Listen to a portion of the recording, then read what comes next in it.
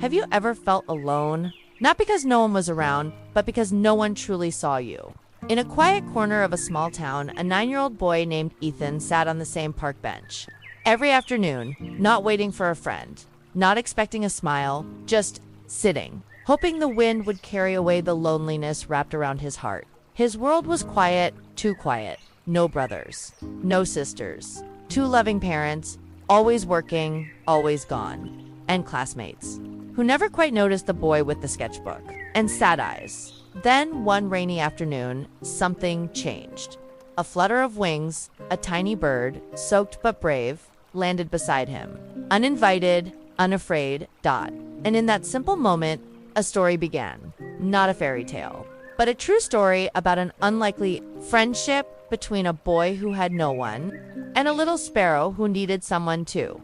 Asterisk. Ethan was the kind of boy the world often overlooked. He didn't shout, he didn't run, he didn't raise his hand in class or push to be first in line. He moved gently like a whisper the world forgot to hear. 9 years old. Small for his age, big eyes that always seemed to be searching for something, but never quite sure what. He lived in a quiet suburb of Portland, Oregon. The kind of neighborhood with neat lawns, silent porches, and mailboxes that hadn't seen handwritten letters in years. His parents loved him deeply. But love isn't always enough when life demands everything else. They worked night shifts. Hospital halls and cold coffee kept them far from bedtime stories and backyard games. Ethan didn't complain. He was used to silence. He had learned to find comfort in books, crayons, and the worn pages of his imagination. Every afternoon after school, he'd walk to the park with a peanut butter sandwich and a notebook. He didn't expect anyone to join him. He just liked the wind, the trees, the feeling that nature, at least, didn't expect him to speak louder, smile wider, or fit in. But deep inside, that quiet boy was a loud longing. A longing to be seen, to be chosen, to matter to someone. And that's when Kiwi arrived. Not with a roar, not with magic or grand entrances, but with feathers damp from the drizzle, and eyes just as tired as Ethan's, a sparrow. Small, brown, unremarkable to most. No shimmering colors like a hummingbird. No proud cry like an eagle. Just a soft beat of wings. And a quiet decision to stay. No one knew where Kiwi came from. Perhaps the little bird had lost his flock. Perhaps he'd been blown off course in the storm. Or perhaps, just perhaps, he was drawn by the same invisible ache that lived in Ethan's chest. The first time they met, there were no words. Just stillness. Ethan, frozen in wonder. Kiwi, cautious but curious, watching him with a tilt of the head only birds seemed to perfect. And in that silence, they recognized each other. Not in the way humans do. Not with introductions or handshakes. But in that deep, ancient way only 2 lonely souls can, when they've finally found someone else who's a little bit broken. And a little bit brave. From that day on, Ethan saved half his sandwich. Not because he had to, but because sharing became a joy, and Kiwi returned. Not because he was tamed, but because something in Ethan's stillness made him feel safe. No one understood it. Not the neighbors, not the parents, not the passers who barely noticed the boy and his bird. But they didn't need to understand, because some friendships aren't built in birthday parties or loud cafeterias. Some begin quietly on rainy days, on park benches, between a boy with no words and a bird who didn't need any.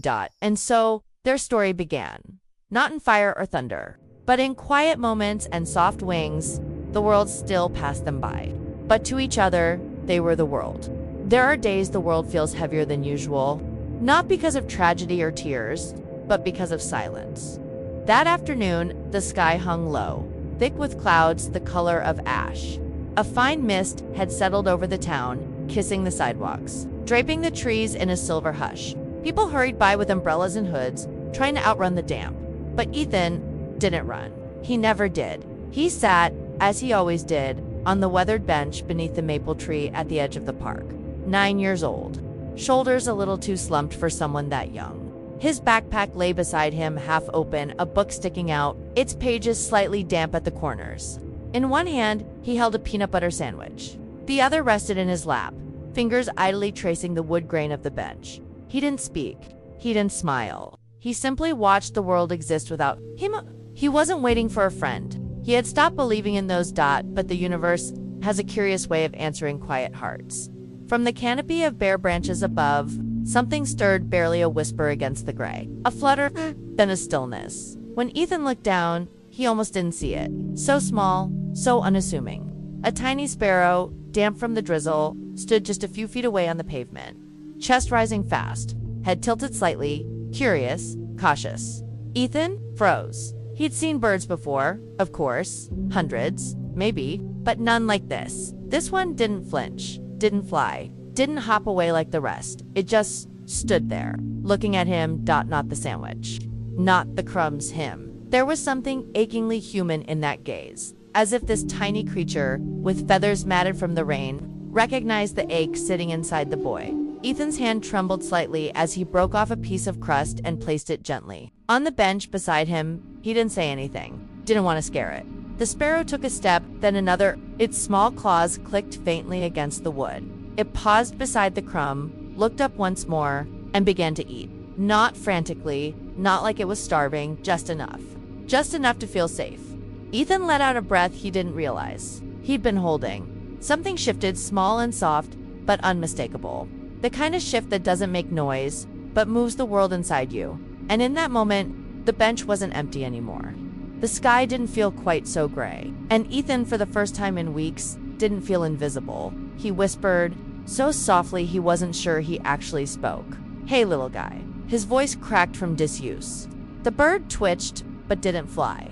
Ethan smiled barely, but it was there that night. He came home and drew the sparrow in his notebook. He named it Kiwi. He didn't know why. Maybe it was the brown feathers. Maybe it just felt right. Next to the drawing, he wrote, today, someone sat with me. The next day he returned, same bench, same sandwich, same quiet hope. At first there was only wind, then leaves, then a flutter. Kiwi had come back.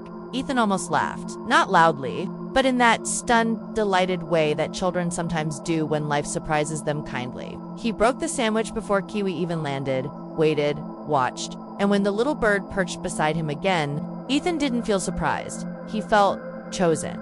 Asterisk, sometimes we don't need 1,000 words. Sometimes we just need a presence, a heartbeat outside our own, a pair of eyes, even small, black, beady ones, to remind us that we're not as invisible as we fear, day after day. The park bench became something sacred, a meeting place, a shared silence. Ethan started talking, not loudly, not for the world. Just soft words to Kiwi about school, about dreams, about how he hated lunch period because no one ever sat with him, about how sometimes he felt like a ghost walking the hallways, and Kiwi listened, no interruptions, no questions. No questions, no judgment. Just the occasional flutter of wings, the soft peck of beak against wood, the warmth of a tinny presence nearby. And so, under gray skies and golden ones, through wind and drizzle and even snow, a boy and a bird met, shared crumbs, and slowly, gently, healed, not from something broken, but from something missing. Because the truth is, loneliness doesn't always shout. Sometimes, it just quietly aches. But that ache becomes softer, more bearable, when someone, even with wings, chooses to sit beside you. Asterisk, some friendships burst into life with laughter and shouts, with high fives and shared secrets whispered in crowded hallways. But not this one. This one unfolded like a leaf in the sun. Slowly, quietly, beautifully. Every day after school, Ethan returned to the park. Same bench, same sandwich. Same hope tucked carefully in his chest. And every day, Kiwi came back. He never flew straight in. He circled first once, twice, then landed nearby. Always cautious, always watching. But each time, he landed closer, until one Tuesday afternoon. As the wind tossed the trees in golden crimson, Kiwi did something new. He hopped up, onto Ethan's knee. Ethan froze, not with fear, but with awe. Like the moment when a butterfly chooses your shoulder. Like a secret the world whispers just to you. Kiwi looked up at him, blinked, then pecked gently at a crumb on his jeans. And that's when Ethan whispered, "You trust me now, don't you?" It wasn't just a bird anymore. Kiwi had become a constant, a heartbeat in a world that often felt too loud, too distant. Ethan talked more, to Kiwi, yes, but also to the world. He smiled at the librarian, held the door open for a classmate, answered one question in science class, voice shaking, but proud. And though no one knew why, Ethan's eyes didn't seem so heavy anymore. But friendship, real friendship, is not just warm moments and easy afternoons. One Thursday, the sky turned strange. The wind picked up earlier than usual, tossing branches like angry hands. Leaves swirled through the air like warning signs. Still, Ethan came to the park, sandwiched in one hand, a scarf in the other. He waited 10 minutes. 20, no Kiwi. He scattered crumbs, called softly. Nothing. Then, a sound, a high, sharp chirp. Not from the tree above, but from the ground. Ethan ran. Kiwi lay beneath a low bush, wings half spread, one trembling. His foot was tangled, caught in plastic thread left behind by someone's careless lunch. He was breathing fast. Too fast. Ethan dropped to his knees, heart pounding. He didn't think, he just acted. Hands shaking, he gently untangled the thread, murmuring, "It's okay, I've got you. I'm here. I'm right here." Kiwi didn't fight, didn't flee, just stayed. Trusted. When the final loop came free, Kiwi collapsed into Ethan's palms, not unconscious, but exhausted. Ethan held him against his chest, tears falling quietly, not just because Kiwi was hurt, but because for the first time in his life, someone needed him back. They sat there for almost an hour, Ethan's jacket wrapped around them both. The world passed quietly, a jogger, a dog walker, the wind whispering stories through the leaves. No one stopped, no one noticed. But in that silence, something sacred happened. A boy, once invisible, and a bird, once wild, had chosen each other, not just in sunshine, but in storm. Kiwi recovered, slowly. The next day, he didn't fly, but he came. He stood on the bench, limping slightly, and chirped once when Ethan arrived. Like a greeting, like a promise. And Ethan, he didn't bring a sandwich that day. He brought seeds, water, and something bigger. The quiet certainty that love, the kind you earn, the kind that waits, the kind that shows up even when it's hard, isn't loud. It's in the trust built crumb by crumb, in the stillness shared by two hearts wildly different but equally in need. And in that small corner of the park, between boy and bird, a friendship had taken flight, not with noise, but with grace. Asterisk. 3 days, that's how long Kiwi was gone. 3 afternoons, Ethan sat alone on that bench, crumbs in his pocket, hope in his chest, but no soft flutter of wings, no curious chirp. He searched the trees, whistled softly, even left his sketchbook open, a drawing of Kiwi in the margin. Still nothing. Something inside him began to fold again like a paper boat in the rain. He told himself Kiwi was wild, that this was always possible, that birds don't say goodbye. But truthfully, he felt abandoned, not by a pet, not by a passing bird, but by the only living soul who had made him feel seen. Then, on the 4th day, the sky a pale blue, the breeze just shy of spring, Ethan stood to leave early. There was no point. He thought, friends don't stay. Not in his life. He turned toward the path home, and that's when he heard it. A chirp, small and sharp. Desperate. He spun around. Not in the trees, not on the bench, but further across the field, near the road. He ran. There, beside the curb, lay Kiwi, wings trembling, one foot tucked awkwardly beneath him. His chest heaved with shallow breaths. Feathers dirty, one wing bent at an unnatural angle. A glint of silver nearby, the remnants of a shattered soda can. Someone's trash. A trap for the innocent. Knees hit the grass. Tears blurred his vision as he scooped Kiwi gently into his palms. No. Please, no. Kiwi chirped, barely a whisper of a sound. But it was enough. It was a call for help. He didn't run home. He ran to the cafe on the corner where Miss Clara, the kind barista, once showed him how to clean a kitten's cut. Bursting through the door breathless, he held out Kiwi like something holy. Clara said nothing, just cleared the counter, laid down a towel, and got to work. Together, they cleaned the wound, bandaged the wing, held their breath as the tiny sparrow rested beneath a paper napkin, barely moving, and then a blink, a tiny breath, a flutter of feathers. Kiwi was alive.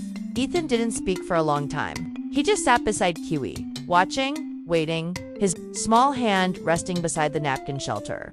And in that stillness, something broke open inside him, not with pain, but with light. Because Kiwi hadn't left. He'd been hurt. And even while broken, he'd come back. For Ethan. For the bench. For the quiet bond they'd built together. Feather by feather. Crumb by crumb. Day by day. Later that evening, Ethan walked home slowly. Kiwi nestled against his scarf, and for the first time in a very long time, he understood something powerful. Sometimes we save others. Sometimes they save us, and sometimes we simply save each other. Narrator Dijing Nasao, Mnhc Nandian Cao. Kiwi didn't fly for days. Ethan visited him each afternoon after school, bringing seeds, soft cloth, and quiet stories. He sat beside the bird, reading aloud, not because Kiwi understood the words, but because Ethan needed to speak them, needed to feel heard. And somehow, Kiwi did listen, with tiny eyes that blinked at every pause. And with the stillness of one who stayed, one morning, something changed. Ethan opened the towel, and Kiwi wasn't there for a heartbeat. Panic swallowed his chest until a soft flutter behind him made him turn. Kiwi stood on the window ledge, one wing still crooked, but open. He chirped short and bright, then leaped into the sky. Ethan didn't cry. He smiled, wide, honest, grateful. Because some goodbyes don't mean endings. They mean freedom. But that wasn't the end. Because something had shifted, not just in Ethan, but in the world around him. The cafe where Kiwi was. Saved. Miss Clara placed a tiny wooden birdhouse outside. A sign beneath it read, "For Kiwi and any soul who needs shelter." Others noticed. A local teacher asked Ethan to share his story at a school assembly. He stood nervous, hands shaking, and told the tale of a small bird who sat beside a lonely boy. When he finished, the room was silent. Then came the applause. One boy slipped him a note, "I sit alone too. Want to sit together tomorrow?" Soon, more birdhouses appeared. One in the park, two outside the library, another in front of the hospital where Ethan's parents worked. Kids started naming Sparrow, drawing them in notebooks, bringing extra crumbs to recess just in case Kiwi has cousins. And every so often, Ethan would catch a glimpse of brown feathers flickering in the sky, and smile. In a world that can feel cold and fast and blind, sometimes all it takes is a small act of kindness to open hearts. Kiwi didn't speak. He didn't write, he didn't hug, but he chose to stay, to return, to trust. And in doing so, he stitched a thread between a quiet boy, a kind woman, a cautious town, and a fluttering hope that spread wider than wings could carry. So do you ever feel invisible? Remember this. You don't have to be loud to be heard. You don't have to be strong to make a difference. And you don't have to speak the same language to change someone's life. Sometimes you just have to stay, even when it rains, even when it's hard, even when no one else does, like Kiwi did. And maybe, just maybe, your wings will help someone else learn to fly. Asterisk, in a world that often rushes past us, filled with noise, with screens, with moments that come and go too fast. It's easy to forget how deeply we need each other. But sometimes, a quiet bench, a lonely boy, and a rain-soaked sparrow can remind us of something simple and sacred. That kindness doesn't need grand gestures. That friendship doesn't always arrive wrapped in words. And that healing can begin with a feather, a crumb, or just a moment of being seen. Ethan didn't rescue Kiwi. Kiwi didn't rescue Ethan. They rescued each other. And maybe that's what the world needs more of. Not perfect people. Not perfect answers. Just souls willing to sit beside one another in the rain, in the silence, in the waiting. So if you're listening to this and you've ever felt alone, forgotten, or invisible, I hope you remember Ethan, and I hope you remember Kiwi. Because even the smallest life can leave the biggest mark. Even the quietest presence can change someone forever. And maybe you are someone's Kiwi, or maybe they're waiting to be yours. You just have to look, to listen, to stay. Even when it's hard, especially then. Because love, the real kind, always comes back.